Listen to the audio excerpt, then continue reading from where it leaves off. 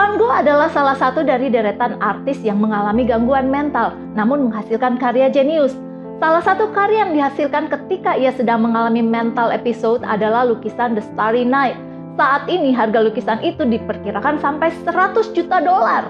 Van Gogh memiliki ratusan lukisan lain yang berharga puluhan juta dolar per piece. Bayangkan berapa total kekayaan Van Gogh jika masih hidup. Halo, saya Nancy Dinar. Hari ini saya ingin membahas tentang It's Okay to Not Be Okay. Mengapa kesehatan mental bukan berarti absen dari gangguan mental? Masyarakat terlalu cepat menilai bahwa seseorang yang sehat secara mental adalah ia yang emosinya stabil, tanpa konflik baik internal dan eksternal. Seseorang yang dapat menyesuaikan diri dengan lingkungan dan orang lain. Hidupnya tidak dipenuhi oleh keraguan, rasa bersalah, kecemasan, atau depresi. Namun orang seperti ini adalah orang yang tidak memiliki potensi untuk berkembang menjadi personality yang lebih baik. Tanda seseorang yang sehat secara mental bukan karena tidak adanya mental illness. Mental illness seringkali adalah simptom ketika fondasi awal seseorang sedang pecah. Nilai dan prinsip hidupnya mulai berubah, pemahaman akan dirinya yang baru tercipta. Ia akhirnya memiliki goal yang lebih tinggi dalam hidup untuk dicapainya. Fondasi dasar psikologis seseorang dibangun dari diktasi masyarakat. Tujuannya adalah untuk menciptakan apa yang ideal seperti yang diinginkan oleh banyak orang. Seringkali untuk mencapai apa yang ideal ini, seseorang harus mengingkari dirinya sendiri, menyangkal kebenaran, memakai topeng, dan hidup dalam kepalsuan. Untuk menjadi diri sendiri, struktur ini harus hancur terlebih dahulu. Tidak ada perkembangan kepribadian yang lebih baik yang bisa dibangun di atas struktur yang lama. Hancurnya struktur psikologi seseorang mengakibatkan kecemasan, keraguan, rasa bersalah, depresi, obsesi. Semua emosi ini dikategorikan sebagai gangguan mental yang dianggap negatif oleh masyarakat. Padahal sebaliknya, emosi itulah yang membantu perkembangan kepribadian yang positif. Ketika fondasi awal hancur, seseorang mengalami kelahiran baru, struktur yang lama runtuh. Manusia baru inilah yang akan menuntunnya untuk berkarya kreatif dan berguna bagi kemanusiaan.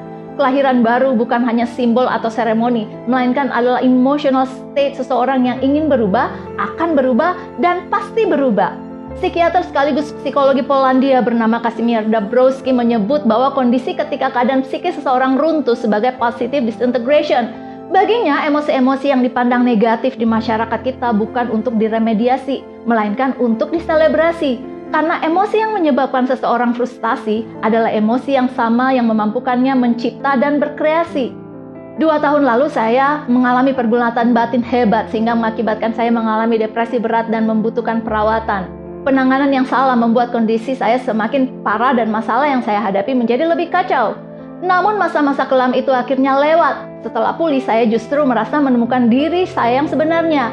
Pengalaman ini saya tuangkan dalam buku Apakah Saya Juga Gifted? Menemukan diri lewat krisis, trauma, dan tragedi. Setelah mengalami sendiri gangguan mental, pandangan saya tentang kesehatan mental berubah total. Tidak semua mental health issue adalah tanda patologi.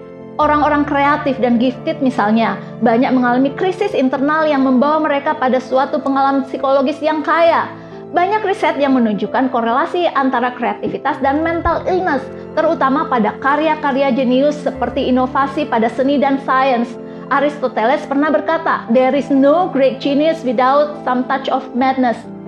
Oke, tanpa berlama-lama saya mau mengajak semua yang menonton video ini untuk membaca buku Apakah Saya Juga Gifted, di mana saya menulis tentang transformasi saya melewati pengalaman traumatik, sekaligus menceritakan pandangan saya sebagai edukator khusus gifted and talented. Dalam buku ini juga banyak membahas tentang mental health issue dan mengapa banyak orang gifted mengalaminya.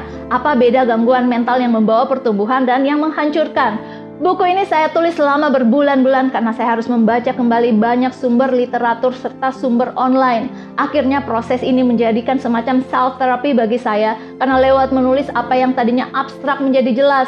Semoga pembaca bisa menikmati dan menimba informasi lewat buku ini. Informasi selanjutnya di mana mendapatkan buku ini bisa dilihat di caption video ini.